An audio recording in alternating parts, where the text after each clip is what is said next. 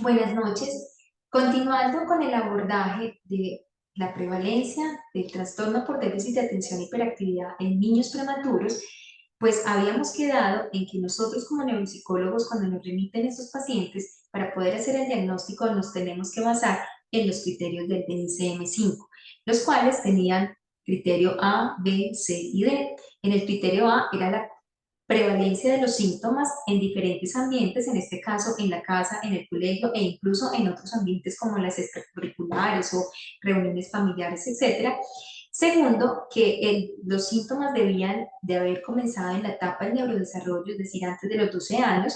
Lo tercero era que los síntomas llevaran por lo menos más de 6 meses de cronicidad en la aparición y que no obedecieran a una particularidad del momento, la muerte de una mascota, el cambio de clase o el cambio del colegio o de pronto un momento que esté pasando porque de pronto tuvieron cambio de una ciudad, etcétera. Y lo más importante es que estos síntomas estén afectando su ejecución académica, su rendimiento como tal y la relación o la convivencia con sus pares. Ahí nos hemos quedado entonces en la anterior charla. En esta charla vamos entonces a mirar cómo se observa cuando nosotros estamos evaluando el niño. Si ustedes se dan cuenta, algo de lo que decía Alan Barker era el problema de los niños cuando están más pequeños en la etapa preescolar es la falta de autorregulación. Si ustedes ven aquí, ponemos una tarea que es seguir un patrón en el cual tiene que colocar unas rayitas que tiene con el círculo y seguir un patrón, pero nos vamos dando cuenta que él, a medida que va avanzando, se va desesperando hasta el punto en que ya no respeta límites, ya no le interesa si está bonito, sí lo hace, pero después, pero ya no con la misma fluidez que lo hizo en el primer renglón. Y cuando hacemos algunas tareas sencillas como planas, nos damos cuenta que les cuesta seguir mucho eh, esa secuencia y finalmente terminan con unas tareas que son desordenadas, que no tienen un patrón, simplemente por cumplir. O sea, aquí no hay ninguna que se parezca a esta y tampoco hay ninguna que se parezca a la de la parte inferior. Y en el colegio, ¿qué vemos? Pues vemos los cuadernos desordenados, llenos de tachones, con cambios en el tamaño de la letra, no respetan las márgenes, fallas en el orden, y vemos cómo cuando un niño tiene intervención podemos tener cambios significativos con respecto a lo que teníamos antes. Entonces, por eso, hacer el diagnóstico, el abordaje y en lo posible una intervención temprana puede cambiar la trayectoria de estos niños, sobre todo para que cuando lleguen a la etapa escolar tengan más autorregulación, mejoren la hiperactividad, estén más enfocados y eso lo podemos hacer desde antes.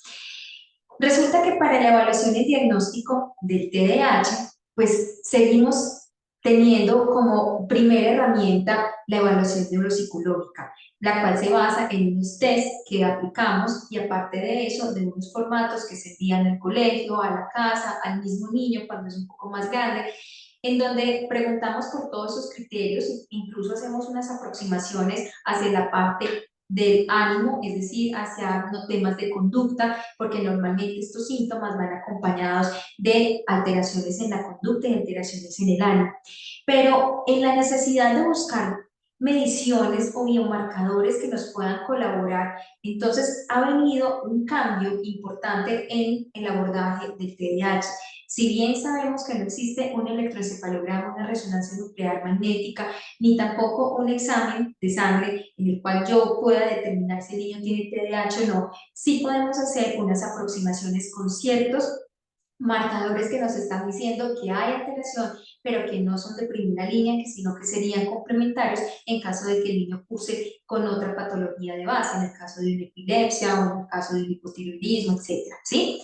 Entre ellos les voy a hablar de varios. Uno es que por lo menos en Europa y en Estados Unidos, como sabemos que el 70 al 80% de los pacientes con déficit de atención obedecen a una carga genética, pues ya se está logrando hacer el estudio genómico para esos pacientes. En el caso de nosotros, hacer un estudio genómico aquí en nuestra población, pues es un costo alto y probablemente no autorizado por la EPS. Lo que nosotros contamos actualmente son esto, hacer los test neuropsicológicos y las escalas que miden comportamiento y ánimo o la conducta para poder hacer el abordaje. Y a lo que nos estamos mirando, sobre todo en los países más desarrollados, es en la búsqueda de el funcionamiento cerebral. ¿Cómo es que actúa el funcionamiento cerebral? A partir de herramientas que ya tenemos: electroencefalograma, cartografía cerebral, polisomnografía, potenciales evocados, que están a nuestro alcance, pero que tenemos que saberlos solicitar y para qué lo vamos a solicitar. Y ese es el nuevo paradigma hacia donde va el estudio del déficit de atención, para sacar las conclusiones y el plan a seguir. Entonces les voy a hablar de los últimos avances en el abordaje del TDAH. Y es que hemos visto que estos niños pueden tener electroencefalogramas alterados. En muchos estudios que se han hecho en Estados Unidos y en otras regiones, en los niños que tienen diagnóstico de TDAH, muy posiblemente, más que vemos que evidentemente más en los niños que en las niñas, hasta un 24.24% cursan con electroencefalogramas alterados, es decir, que no están normales y no necesariamente asociados a epilepsia o convulsión. Pues, como les digo, la idea no es tomar el electroencefalograma a todos los niños, pero por lo menos ya sabemos que existe un marcador en algunos pacientes que nos evidencia una alteración en esa comunicación en los circuitos de los que habíamos hablado en la primera parte de esta conferencia. Lo segundo también es que cada vez va teniendo mucho más fuerza el electroencefalograma cuantificado, que nos permite hacer unos mapas cromáticos para ver la funcionalidad del cerebro. Esta técnica de neurofisiología mira como el grado de activación eléctrica de la corteza cerebral y nos muestra unos mapas de activación o inhibición, y comprueba también el grado de maduración que tiene esa corteza, por lo que ya habíamos visto que estos niños con TDAH tienen una lentificación en la maduración de la corteza, asociada a una disminución de esa interconectividad y a una también disminución en la producción y degradación de catecolaminas.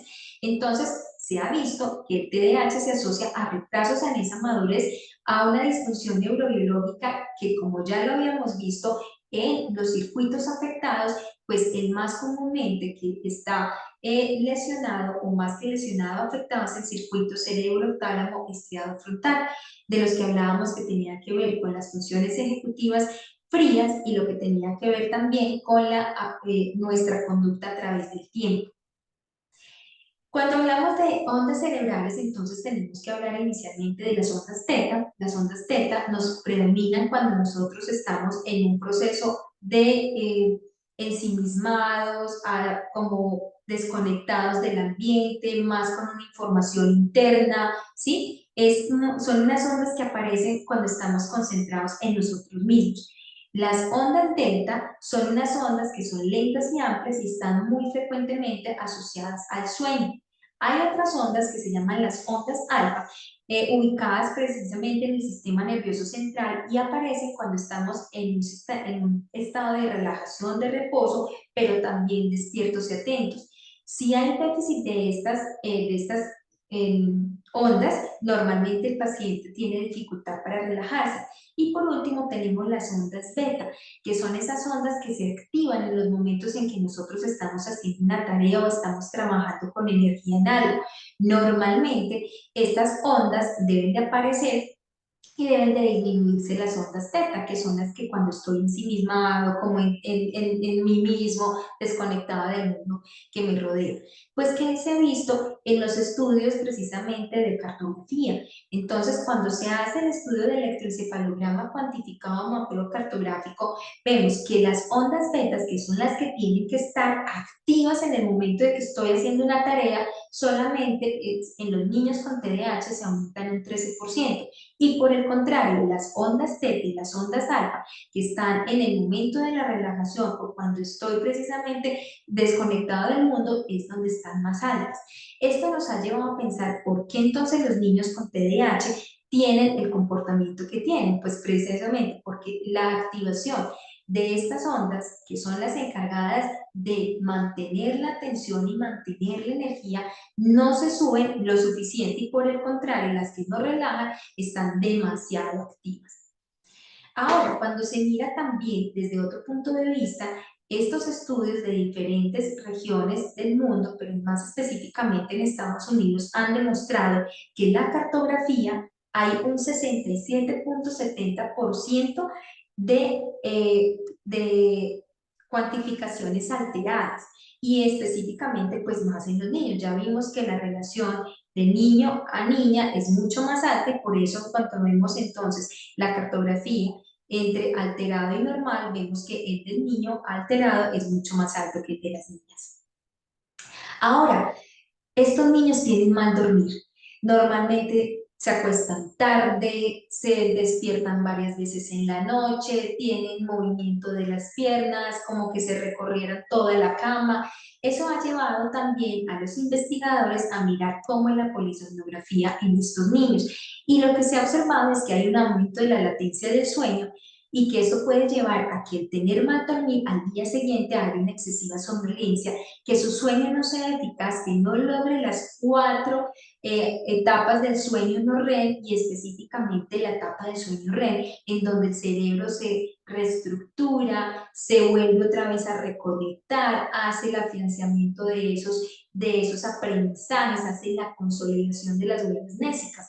Entonces eso no se logra y estos niños por eso tienen tan mal rendimiento académico, porque pues no logran tener unas fases de sueño REM lo suficientemente buenas y óptimas para poder hacer esa consolidación de aprendizajes. Entonces, claro, el otro día están cansados, tienen dificultad para despertarse, aumento de la actividad motora y también se ha visto que los niños con TDAH específicamente asociado o no a la prematuridad, pues tienen más prevalencia del síndrome de apneas y apneas obstructivas durante la noche. Entonces, si ustedes se dan cuenta hacia dónde va el paradigma de evaluar con posibles marcadores biológicos, en este caso, el marcador biológico es mirar cómo se está conectando el cerebro a través de cartogramas cerebrales, a través de potenciales evocados, a través de polisomnografías, a través de electrocefalogramas también. Todos nos están diciendo que hay alteración en estas mediciones. Pero vamos a la realidad. ¿Qué tenemos en nuestro medio? Los test neuropsicológicos. Y aún así, muchos niños no alcanzan a llegar a una valoración neuropsicológica para que puedan hacer el diagnóstico, sino que son detectados subjetivamente, a veces por los docentes, a veces por los papás, que tienen algunos, pues, que ven síntomas en ellos. Los test neuropsicológicos, ¿qué nos ayudan? Pues a detectar signos y síntomas. Hacemos un trabajo de evaluar al niño, evaluar a los papás, tratar de tener un acercamiento con el jardín o con el colegio donde está estudiando. Y a partir de toda la información que se recoge de la historia clínica, de los formularios que han diligenciado los padres, los maestros, de la aplicación de pruebas directamente en el niño, logramos tener un perfil que nos permite hacer un acercamiento si el niño cumple o no cumple criterios para el trastorno por déficit de atención, pero sabemos que este trastorno como tal lo podemos diagnosticar a partir de los 7 años. Y es que antes de los 7 no existe, no, sí existe. Lo que pasa es que no se puede poner como trastorno, sino que muy posiblemente es una alteración de la conducta en donde lo que vemos es una falta de autorregulación, una falta de inhibición de impulsos y hacia esos niños que tienen menos de 6 años, el diagnóstico se hace más basado en mejorar la conducta y hacer estrategias para tratar de minimizar la hiperactividad. La evaluación del neurodesarrollo, sobre todo en niños por debajo de 5 años, niños de 4, de 3, de 2 añitos, nos brinda información específicamente de la conducta, irritabilidad, inquietud, energía, voluntariosos, imponentes, nos siguen instrucciones y nos va mostrando esos signos de alarma para poder hacer las intervenciones desde lo psicosocial para poder manejar los síntomas y que sean controlables, no lleguen con exactamente los mismos signos y las mismas dificultades a la etapa escolar. Y eso es lo que nosotros hacemos en nuestros consultorios. Los niños por encima de 6 años normalmente lo tenemos en consultorios parecidos a los que tenemos para la atención pediátrica, pero cuando tenemos niños más pequeñitos, normalmente tenemos entonces espacios más dirigidos para el trabajo a través del juego. Muy importante también, mira, qué tratamientos tienen evidencia y qué tratamientos definitivamente no tienen evidencia. Y aquí sí es muy importante que ustedes sepan y sepan dirigir muy bien los papás. Porque si sabemos que esto es un trastorno neurobiológico que tiene unos síntomas nucleares, que esos síntomas nucleares son el déficit de catecolaminas, esos síntomas nucleares tienen que ver con una falta de conectividad cerebral y con una inmadurez de ciertos hemisferios, pues no es posible que nosotros tratemos a través de herramientas no evidenciadas científicamente mejorar algo que tiene una explicación neurobiológica. En ese orden de ideas, cuando el niño, por ejemplo, tiene más de 6 y 7 años y definitivamente va con mal rendimiento escolar, tiene problemas de conducta en casa, tiene problemas con los amiguitos, va perdiendo el año, hay desafío con los profesores, no se lo aguantan en el colegio, tiene matrícula condicional. Eso no se va a mejorar si no es a través de una serie de estrategias que vayan implementando lo que nosotros llamamos un tratamiento multimodal.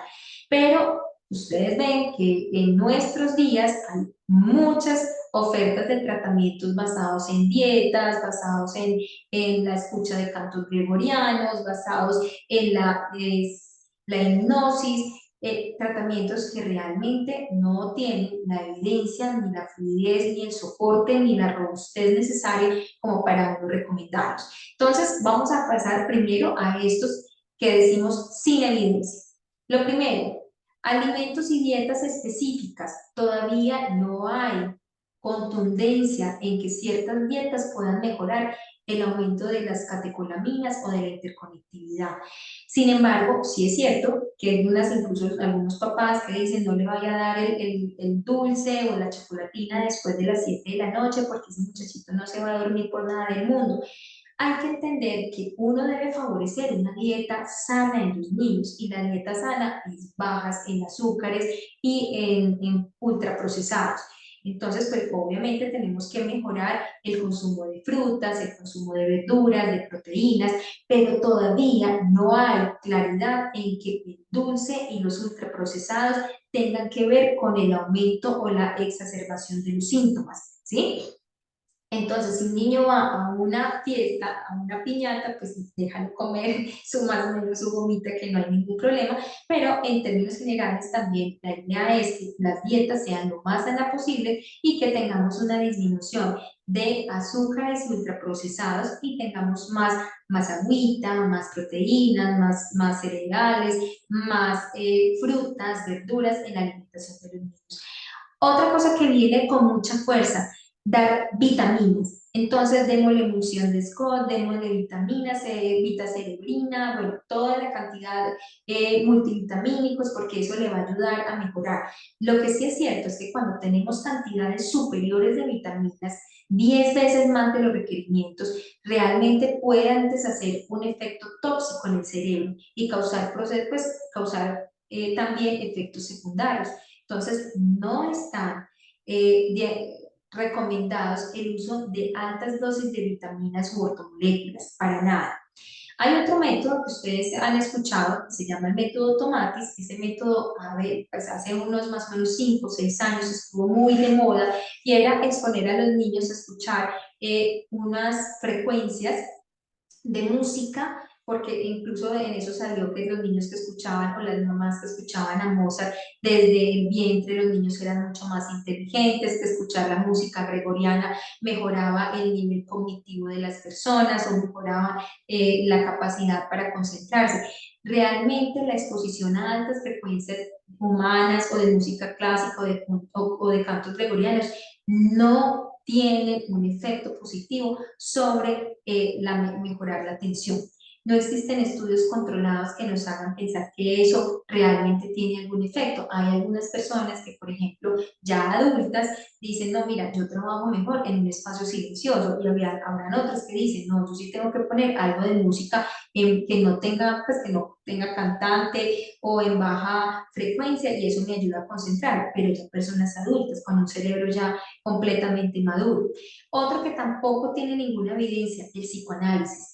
Las regresiones, el psicoanálisis, las intervenciones psicodinámicas no tienen ningún efecto sobre los síntomas nucleares del TDAH, pues el psicoanálisis no nos va a hacer producir más noradrenalina, dopamina, ni mucho menos serotonina, ¿sí? Ahora, ¿cuáles son aquellos que experimentales que parecen tener un efecto positivo y que nos da luces de tener terapias alternativas a las que ya tenemos de manera tradicional para complementar la intervención de los niños con TDAH. Entonces, en uno de estos tenemos el neurofeedback, y el neurofeedback es entrenar en algunas ondas, pero ya específicamente directas con unos electrodos que se colocan en la corteza, perdón, en el en el cuero cabelludo, y que estimulan ciertas ondas, en este específicamente cuáles son las ondas que queremos estimular, las ondas beta, para que haya una mejor capacidad de concentración, y que a partir de esa estimulación se mejore esa maduración del cerebro. Estos estudios están en fase de análisis, todavía no han sacado contundentemente estudios en poblaciones amplias y de larga duración que veamos el efecto del neurofeedback. Y el segundo, que sí está muy bien rankeado y con una evidencia científica bastante robusta, es el mindfulness. El mindfulness en los adultos no tiene ninguna duda, funciona. La capacidad de concentrarse, la atención hacia ellos mismos, la meditación funciona perfectamente, pero por ejemplo los niños más pequeñitos que son inquietos, que son hiperactivos, pues evidentemente es más difícil tenerlos en un estado de relajación, pero toda la evidencia en adultos, falta mayor evidencia en niños. Ahora, ¿qué les preocupa a los padres? Pues a todos los papás les preocupa la famosa, la tenebrosa, la mala fama del metilfenidato y la Ritalina. Y es que muchos de ellos, con el ánimo de no someter a los chicos a tratamientos farmacológicos, porque es que los pone somnolientos, como bobos, me lo cambian y yo no quiero cambiar a mi hijo, etcétera, etcétera, etcétera. Entonces buscan tratamientos alternativos que no tienen ninguna validación. ¿Qué es el único tratamiento que sí tiene una validación, que tiene toda la evidencia científica, que son confiables, que sabemos que vamos a los seguros? Se llama tratamiento multimodal. Y tratamiento multimodal no es una pastilla específica, no es una terapia específica, sino es la sumatoria de las estrategias que utilizamos entre padres, profesores, especialistas, terapia farmacológica, con el ánimo de mejorar tanto la conducta como el proceso en sí en el cerebro de ese niño. Entonces, la terapia multimodal no consiste en una terapia específica, sino es el conjunto de estrategias, el conjunto de actividades que se hacen desde casa, desde colegio, desde el médico, desde el neuropsicólogo, desde las terapias que van enfocadas a intervenir los procesos académicos, conductuales, emocionales del niño. Y para eso, entonces, como le decíamos acá, necesitamos un equipo, formar un equipo entre los profesionales que están atendiendo al niño, los padres que sirven de apoyo y la escuela con adecuaciones curriculares. ¿Qué es lo que queremos en cada uno de ellos? Pues que los padres aumenten el bienestar. Tener un niño con un trastorno por déficit de atención, después de haber padecido las verdes y las maduras, sacándolo de una unidad de cuidados intensivos en un programa de alto riesgo, y que luego entonces también tengamos que padecer otro tipo de dificultades, además de que esto se asocia con un alto nivel de problemas del aprendizaje, pues que necesitamos apoyar a esos papás. En la escuela tenemos que hacer adecuaciones curriculares en lo posible, que los profesores tengan la posibilidad de tener acceso a los psicólogos o neuropsicólogos que están viendo a esos niños, con el ánimo de generar estrategias que permitan un mejor desempeño y reducir el fracaso escolar. Y a nivel profesional, pues tendremos los médicos, en este caso los neuropediatras, los psiquiatras infantiles, el pediatra, el psicólogo, los pedagogos, que se estarán encargados en dar ese soporte profesional para que el niño logre salir adelante. Eso es de largo aliento. Esto no es ni de una, ni de dos terapias, ni de un mes, ni de 2 meses. Esto es casi de toda la primaria, la primera infancia e incluso gran parte de la adolescencia. Por eso no se puede tirar la toalla. Hay que estar presentes, habrá momentos de picos, otros momentos de luna de miel, pero precisamente cuando hay esos momentos de pico, verificar a qué correspondieron, qué cambió en el ambiente, en el colegio, en la medicación o en la terapia, porque no todos van a necesitar medicación, que están generando estos problemas. Intervención, terapia multimodal. Lo primero, en casa, mejorar las rutinas, la organización y el manejo del tiempo. Los niños necesitan estructura. Los chicos con TDAH funcionan y fluyen cuando hay estructura en sus hogares. Y estructura es tener una hora para ir a dormir, un tiempo específico, control de pantallas, cuando tenemos unos tiempos para tomar los alimentos, cuando dedicamos también un espacio para hacer las tareas, cuando ellos logran anticipar cuál es la secuencia de sus actividades, cuando tenemos también la posibilidad de tener espacios para hacer ejercicio, ¿sí? Entonces, las rutinas son fundamentales, la organización, insistir en que sean ordenados en su cuarto, en su closet, en su escritorio. Normalmente, cuando hay desorden, eso produce cortisol, el cortisol estresa al cerebro y un cerebro estresado no funciona armónicamente. Manejar los tiempos, aprender a enseñarle a que vestirse, comer, bañarse, tiene unos tiempos específicos para que disminuyan precisamente eso que les sirve en el almuerzo y dura 3 horas el almuerzo servido porque no ha terminado, porque se paró, porque vio televisión, porque se fue, porque volvió, ¿sí? Es muy importante empezar con estas medidas no farmacológicas en el hogar. Después, establecer normas y límites, normas tanto en casa como en el colegio. Es decir, entre más posibilidades tenemos de implementar normas que sean asertivas con una disciplina positiva y unos límites a temprana edad, pues estaremos evitando precisamente las pataletas, los berrinches, las tiradas al suelo, la gritería, ¿sí? ¿Y cómo hacemos eso? Pues entonces existen tres tipos de normas. Hay unas normas que se llaman no negociables, que son todas aquellas normas que vayan en contra de la integridad del niño y de la familia. Entonces, no pegar, no morder, no gritar, no ser atrevido, ¿sí? Todo lo que vaya en contra de la integridad, no te puedes comer todo, una bolsa de gomitas porque eso te va a hacer daño, no puedes salir a jugar cuando está lloviendo, ¿sí? Eso es todo lo que vaya en contra de la integridad. Hay otras normas que establece la familia que son las que van a llevar la convivencia y todas las familias no son iguales, por tanto no hay una receta específica para cada una, pero por lo menos hay cosas básicas en las normas en casa que sí tienen que estar, el respeto por los otros, compartir en familia la cena, los momentos de comida, tratar de que todos cumplan sus deberes, incluyendo los papitos que dicen no pantallas a los niños, pero están pegados de sus pantallas. Entonces, el establecimiento de normas es muy importante. Aquí hay algunas normas sencillas, por ejemplo, como saludar, dar las gracias, pedir permiso, dar modales, ser educado, recoger el desorden, hacer los deberes, involucrarlos en los deberes del hogar,